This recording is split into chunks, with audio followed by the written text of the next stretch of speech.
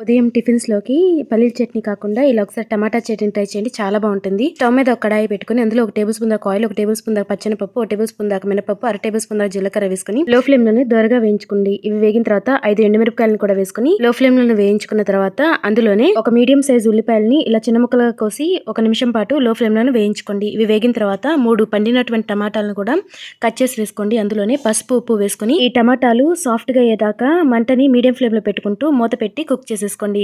10 నిమిషాల తర్వాత టమాటాలు అనేవి సాఫ్ట్‌గా ఉడుకుతాయి కదా! ఇప్పుడు అందులోనే కట్ చేసుకున్నటువంటి కొంచెం కొత్తిమీర కూడా వేసుకోండి. ఉంటే వేసుకోండి, లేదంటే స్కిప్ చేసేసుకోండి.